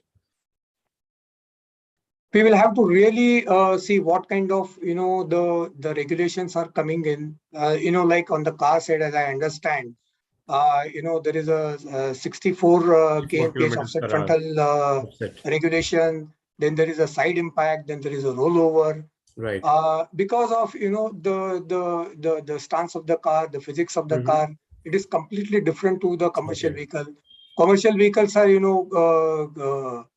taller, they are wider, they are chassis based vehicle.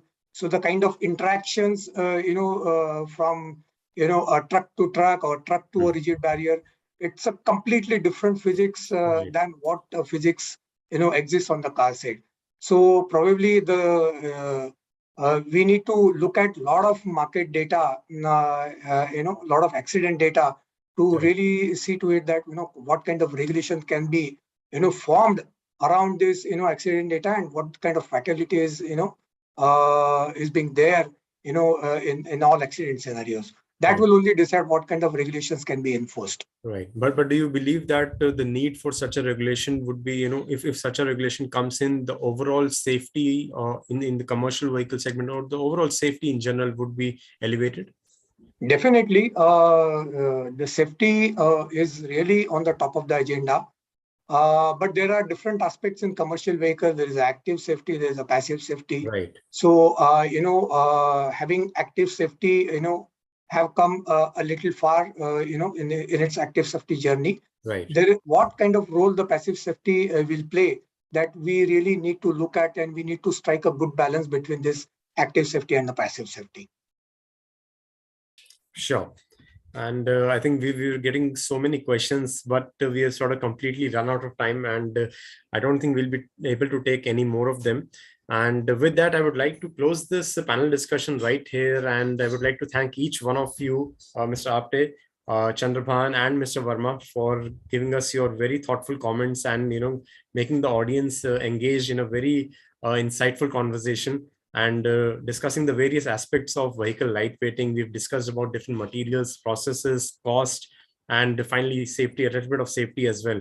So thank you very much to all of you for taking out the time and for joining us today. Thanks a lot. Thanks, Mayank. You always have been wonderful coordinator. Thanks, Mr. Apte. Thanks, Mr. Singh. Thank you, Dr. Verma. Thank you, Chandrabhan. And thank you, Mayank. Thanks, Mayank. Thank you so much.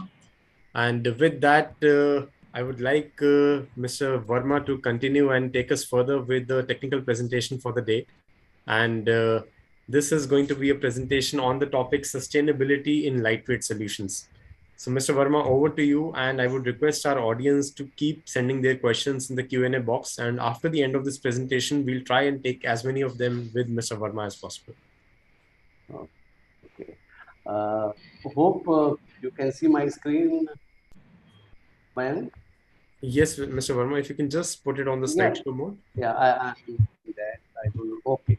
Yeah, is that done? You're able to see now. Yeah. Okay. Just a moment. Okay, good. Yeah. Yeah. So I will not. Okay. So for us, really, we are, I would say, the first mover in many of the automotive products solution, and we are established platform for Henkel adhesive. We enable our customer to achieve their technological and really the solutions which are differentiated through combining material and engineering. So we are not just adhesive manufacturer, or we don't consider ourselves somebody who will supply bonding material or sealing material. We have full-fledged engineering, CA, acoustic, so that really OEMs receive a well-validated solution. Now, moving to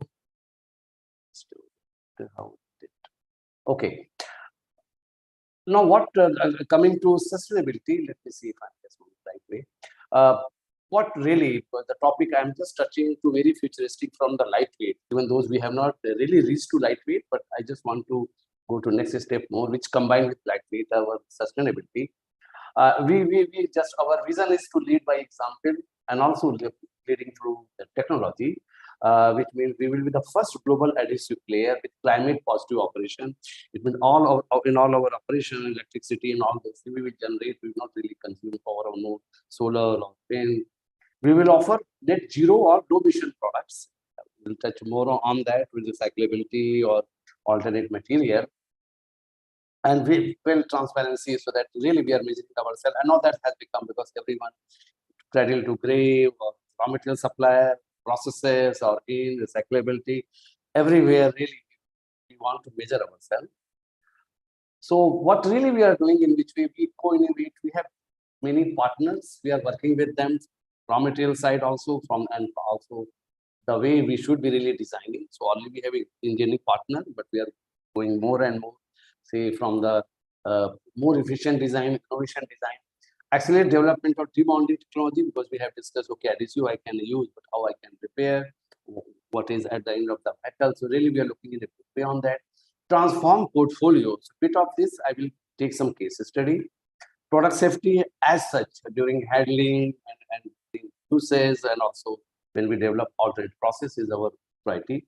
Again, these are the example which will really enable our sustainability goal. Now, these are just executive summary. What really our key sustainability initiative, when we say we have got it. Lightweight inserts. These products basically are the 2D, 3D design part, which replaces metal reinforcement in the cell, the big battery production, where we will be. We already have many solutions on that, but we are going for India also with many OEM, because protecting battery is important. What they do, they basically improve crash rigidity, right? And when we have seen, say, from the steel-based structure, I'm not talking about aluminum at this moment. If from the density perspective, which include the low density material, lightweight material to be transported and have being handled, reduce supply chain CO2 emission by 33%. Just giving one example with our lightweight. When I say lightweight insert, steel density is 7.8. Insert density is less than 1, 0.6 or 0.8. So they are high strength, expanding epoxy foam. Now, recycled material, carriers are very important. They are based on engineering plastics. I am just taking an example of nylon. A virgin nylon, when produced, they consume a lot of energy. Our designs now we have already converted to recycled grade. And you see the kind of, say, CO2 emission reduction is there 94% over, because nylon, say, they have the polyols, and I mean, a lot of process are there, dehydration process are there, consume a lot of energy. So plenty of opportunity of really using, because we have tons and tons nylon. They are available as a waste on the seashore or somewhere in the godown or scrapyard. We are just making best use of this available material. Pumpable solutions over 3D or 2D part, because pumpable low density material can be transported very, very, I would say, efficiently. I would say more material, less space. That way, really helping us to save energy. But again, during transportation, because the drum transportation, more volume, low density material, and compared to this 3D, 2D part, which comes in a different packing, which comes in like more packing material occupies space than the material itself. So there also our initiative really know how to really change. So these are the different portfolio, but now we are trying to capture data through, within Henkel, we have created how to really look all those data and convert it to CO2 footprint. Convey to the customer also. If you move, you will not only use the low density material, lightweight material, but at the same time, how sustainability goals they can really achieve from this kind of product. Going to green and anti-flutter. Now, rubber-based chemistry, word-wise, is known as a sulfur cure. I think in the audience, people will know they are handling rubber, they can, but it's producing sulfur consume more energy. So we have really found a curable which will replace sulfur. Sulfur also causes corrosion. Now, with this material, we are changing our manufacturing process also, which will also consume less energy from the same batch to continuous process, and we will get, so customer will get a benefit of low cure material. Currently, material being cured at 170, 180 in paint shop, the e-coat oven. Now this will be cured. Now battery electric vehicle and more global. The target is to e-coat at 140. This is future ready material. And CO2 emission reduction, this will help 25%. Low density sealer I talk about, and also one is in the paint shop. Normally there are 3, 4 oven, one for sealer pre-gel, primer, intermediate, and top coat.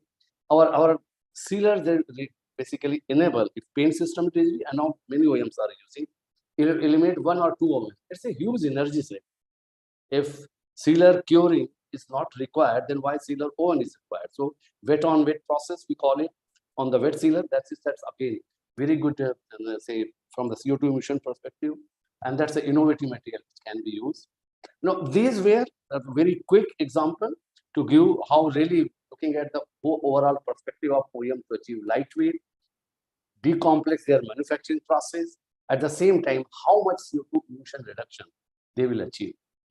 At this moment, this is a very, very big topic in Europe, and that's in each of these 20, even anything more than 10% being recorded, counted whenever the new material development, whenever the new material adoption is happening from the material, I will say, certification point of view. Here also we are trying to really see. So one of, say, within IME, I can say one of the OEMs knew this structure insert. They are trying to capture how much CO2 footprint reduction they can achieve with the design, but they are comparing with aluminum, where the opportunity is really big. Now this is just one example. Now let me say, because I have provided you the summary, how will the structure insert this happen? So now, do you see the red area in the right hand side? These are basically design material where we have as a carrier, and insert is the red. It is an epoxy foam which expand and bond, and this structure is designed based on the CAE, where the crash or any deformation is happening. This is the cell area which will protect the battery. So all these are the typical example of structural insert being used. What basically they contribute? So through CAE we have done so, and also some physical correlation. Benefit of this material is that they improve survival space because they will protect the structural integrity, the deformation will be less, so their survival space will improve with that high energy input because structure will be more stiff, more, I will say, from the perspective of taking the load, and high crash resistance up to 20%. So more and more that OEMs are looking for this kind of now solution, especially let me say for EVs, this is the main driver, I will say, for sale. And also because of the craze, the way the vehicle will roll over differently, A pillar and B pillar are important. And now the roof crash is also becoming, because there will be more chances. And we heard also light vehicle will roll over, will have tendency of more. So roof crash is becoming more and more the area to watch out. Now this is the material introduction. Now this is just one case study where the initial, now this is aluminum design proper on the right hand side. It's aluminum as such was meeting crash performance. There was no issue. The only thing OEM was looking for much weight reduction is further possible, which they were able to achieve with aluminum. So approach was really how to design a part and which can be all small overlap as well as US NCAP side pole. That was all the future design should be really validated. Now coming here, again I'm just going for the right hand side. This how this structure was simplified. First of sill, which was having so much of interconnection, maybe honeycomb in a very simplified way. And then this part, red side was designed differently for side and this pole relevant, your blue and red arrow you see. And this was inserted into the cavity, which is the gray on that. And then the performance, let me take you through the initial performance, what you see, and the optimized performance. Now, I'm not talking about lightweight. Performance was met, even improved. Now, coming to the next slide. Now, target intrusion was 10 mm. Original design with aluminum was 8 mm. When we redesigned the aluminum flange without insert, basically the interconnection, it was 22. When we put the red color our material, then even this improved the original design of aluminum by 6. And what was over and above was weight reduction of 24%, means 11.2 kg per vehicle by putting this part. This is purely from the design, what the weight reduction is achieved. Now coming to all this we have done through, as we have not, well, we have developed from say how to really capture a different way, how much mass per year will we carry over. Only from the transportation perspective, I'm again not talking about really how much energy will be consumed in aluminum and those, because something then we will I think we will publish in near future. So if I look from the overall, really 33% CO2 really is less produced by using insert, only based on the I say from the mileage perspective, lightweight design perspective, which is over and above the lightweight, which will be really enable the better mileage of the car. So that's why these kind of design we are really promoting more and more, which will enable OEM to really use wherever they want from the crash perspective. No high-speed crash is coming. Mr. Apte just mentioned that. Now that will be more challenge at high speed because the welded joinery, just example, suppose at any component there are 20 spot welds are there. The moment 2 spot welds are broken, the load will be on 18, 16. It's a self-catalytic kind of failure. So that also, so delay deformation, high energy, and more survival space. So these bonded solution basically, they are 3D, but they expand and bond. So that way they really manage energy. They are not superior than steel or spot weld, but they really enable better energy management by properly designing this part, optimizing this part through CAE. So 2 aspects I try to cover here. First of all, how the design itself provide the weight saving, and then material with the low density material, transportation, and more CO2 footprint reduction will be there the moment we will start capturing aluminum processing data versus nylon processing data. So This was all from my side. I kept very quick so that I can really look into what more questions are there. Then I can go back to specific slide and take, or parallelly we can connect with the team. Yeah. Thank you, Mr. Verma, for that presentation. And I think it was very in-depth and very elaborate, getting into the details, technical details of material technology for safety as well as for lightweighting. I will take some of the questions that have come in, and I think this is in continuation to what we were discussing earlier on the panel. This might not be specific to the presentation. So again, a question from Mr. Arunagiri. Do we have a replacement for arc weld for interface joineries? Maybe how to visualize interface. Arc weld, yes, adhesives are there, replacement, but how interface joinery, maybe if any component I can visualize and see what really, which area he is talking about will be. You see, from the, if I see from the, say, door perspective, if the like say, if the two panels are coming parallel and there's some welding being done, if that is mean interface, or how this is different than those, maybe if he can type there, I will be really be. Otherwise, if I have not understood question, then I will be wrong in answering. Right. So, Mr. Arunagiri, if you're still logged in, if you can just type in your question, explain a bit more about what exactly your question mentions, and Mr. Verma, component in the car where I can visualize, where this interface joinery comes up. Right. No, I understand. And Mr. Verma, so from OEM's perspective, you being a supplier, a key supplier of material technology. So from OEM's perspective, what is the key? What are the key requirements now that OEMs are asking of companies like yours? Okay, so two-way, I will say, we were struggling, I think, since last 5 years. These materials, I will say, from adhesive or insert, OEMs were always looking, if I don't have any design coming out of steel, aluminum, and spot weld, then they were looking for.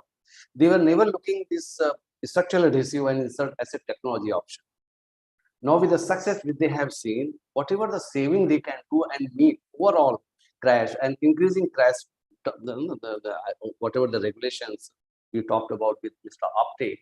So that way now OEMs are at least open. I will not say like other where this is being considered as a alternate technology. Structural adhesive has been, and as I said, with Tata Motors, they publish India's first safest car. Maybe in Mahindra in public domain it is there, and where Mr. Veluswamy, he explained how structural adhesive really helped to design and meet for XUV 700. Now OEMs are also talking about, and this is really something where we want to be. This is as a technology they have to use.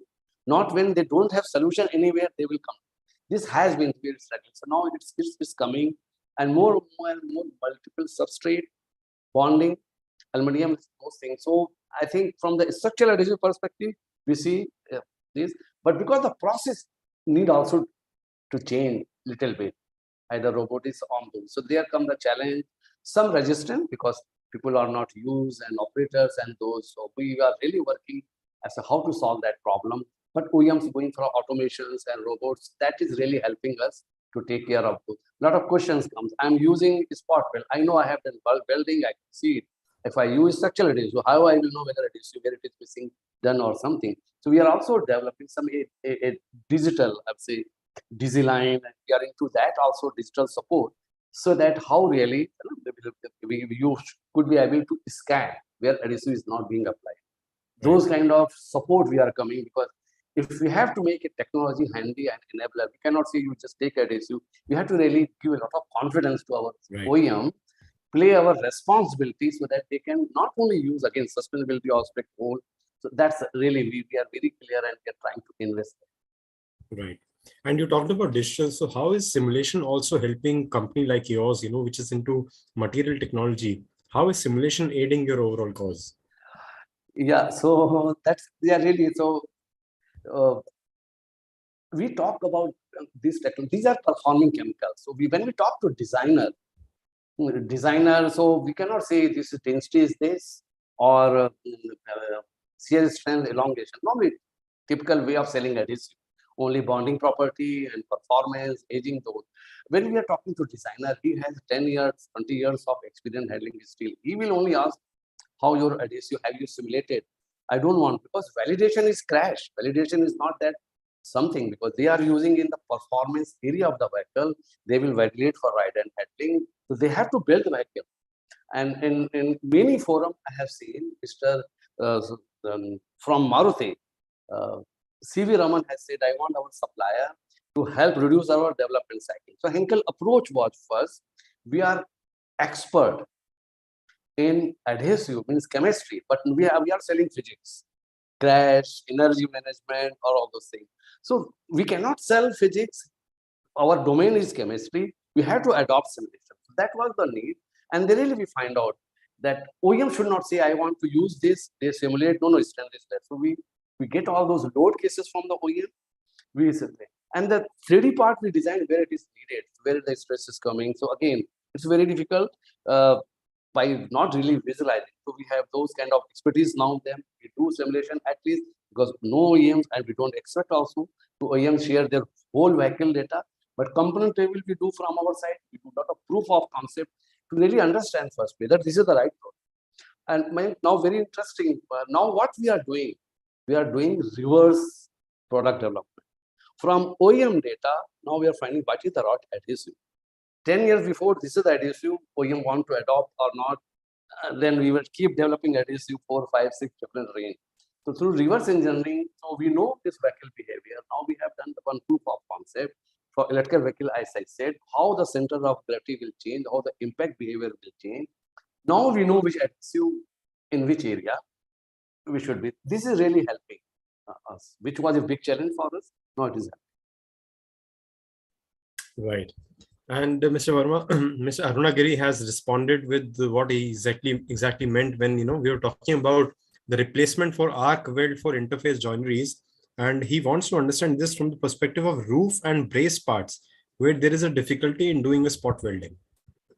Yeah, so roof, I think General Motors was first company who, for the roof crash, they started structural adhesive because they are, and that way I think that was the first demand from OEM, that wherever they cannot do 3-panel joinery, spot welding approach was not there, appearance was bad.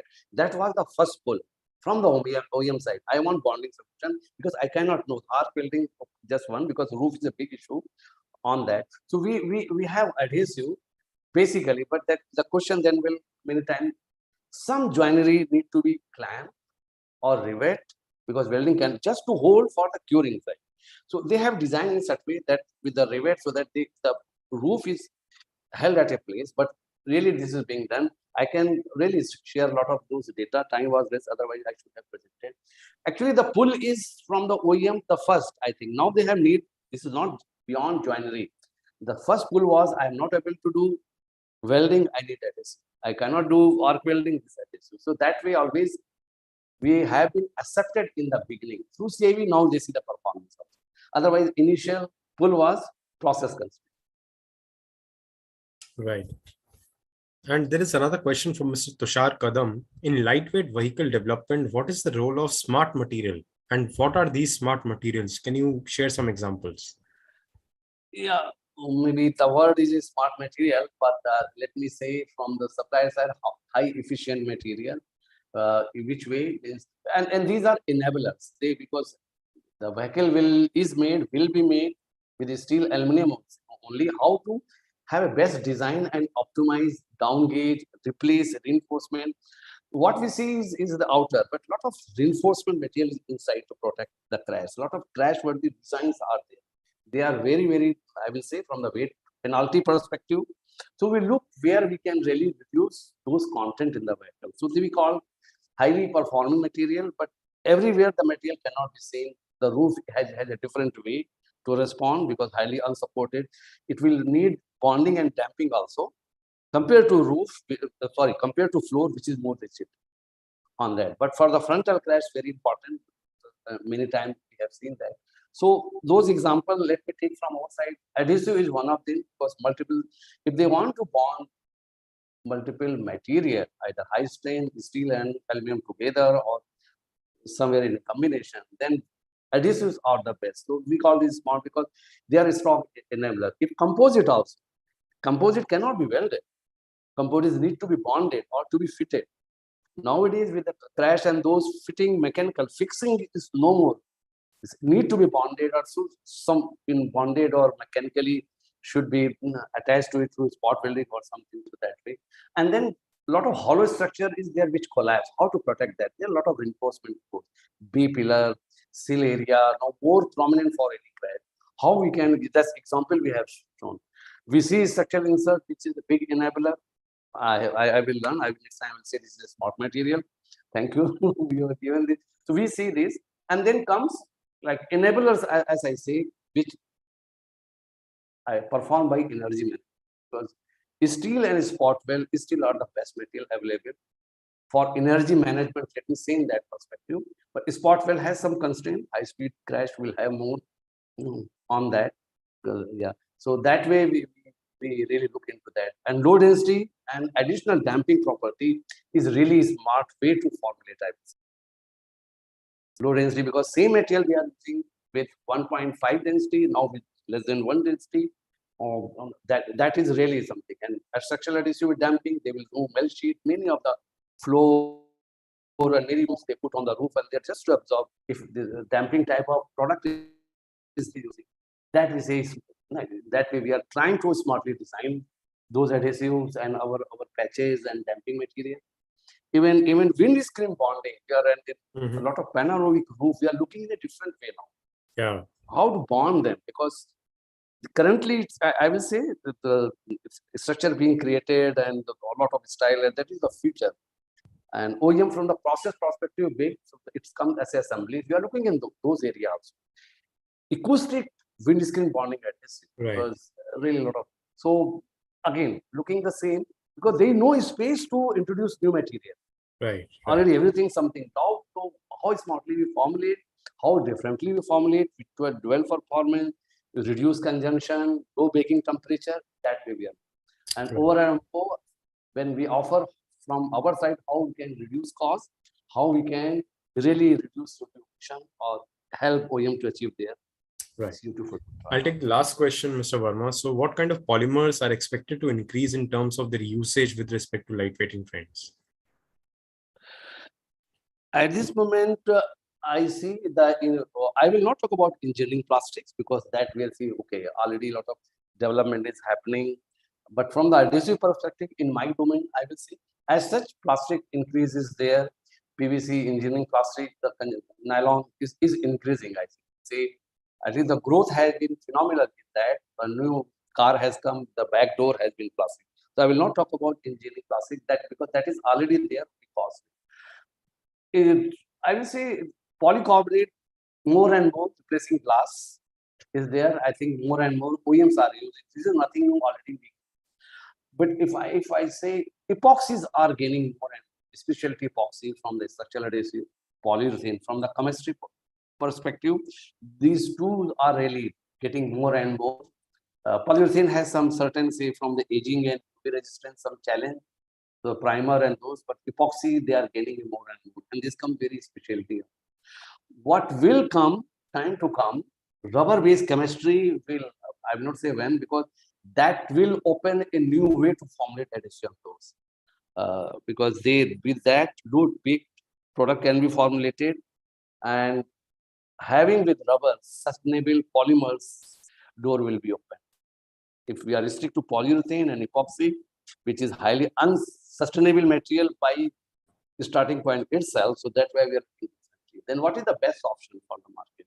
Rubber has a lot of limitation, because you cannot imagine rubber will have structural adhesive performance, but we have developed that being used in Europe.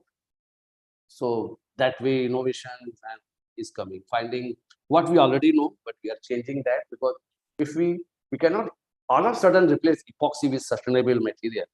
We have to select next chemistry where the next journey is sustainable raw material from that. That way we are. Right. And on that note of sustainability, Mr. Verma, I'd like to close this presentation session as well as the event. We've had a lot of engagement over the last 2 days discussing the different aspects of lightweighting in terms of automotive products in the in the industry right now. Sustainability has emerged as the key driver of lightweighting in the automotive industry globally, as companies are looking to make their vehicles more and more efficient, to reduce carbon, and to achieve their net zero targets as soon as possible. So with that, I'd like to also thank our sponsors for the event. The event was powered by BASF, and it was brought to you in association with our technology partner Henkel. Till we see you next time, and it's going to be very soon. We're going to be announcing our new webinar. Until then, take care and goodbye. Thank you so much. Thank you.